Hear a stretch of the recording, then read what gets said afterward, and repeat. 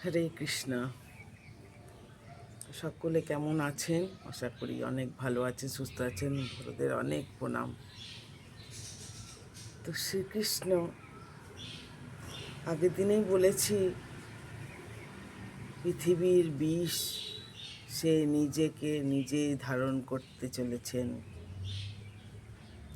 সেই বিষের প্রভাবে পৃথিবীবাসী মৃতপ্রায়, পশু পাখি সকলেই মৃতপ্রায়। এই মতো অবস্থায় তিনি বিষটি ধারণ না করলে সকলেই মারা যাবেন। এমনকি তার প্রিয় রাধা, তার মা বাবা, সকলে,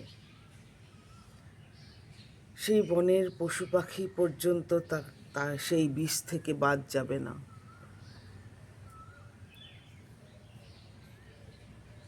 যখন এই বিষ নিতে চলেছেন তিনি, তখন দাউ মহা চিন্তায় পড়েন। সে বলেছেন যে তুমি এই বিষ গ্রহণ করো না। আমি এই জন্মে তোমার দাদা, আমি নেব বিষটা। তোমার যে সংসারে এখন অনেক কাজ বাকি, বিষটি তোমায় নিলে সেই পৃথিবীকে বাঁচানো যাবে না। এই মতো অবস্থায় শিব চলে আসে। জগৎপতি বিষ ধারণ করবেন, তিনি সহ্য করতে পারেন না। তিনি চলে আসেন সেই বিষ গ্রহণ করার জন্য। হে কৃষ্ণ, এই জগৎপতি দীনবন্ধু, এই বিষ তুমি নিও না। এই বিষ আমার পান করার অভ্যাস আছে, আমি নেব।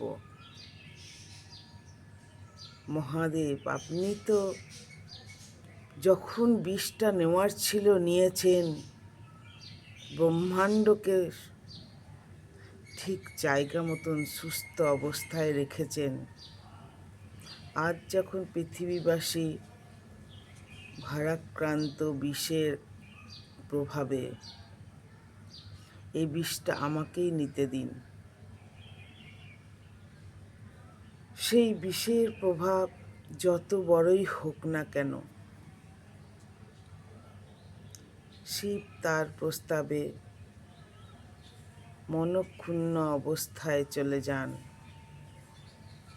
আজ তবে এইটুকুই থাক। সকলে ভালো থাকবেন, সুস্থ থাকবেন। পরের দিনের এপিসোডটা নিশ্চয়ই দেখবেন।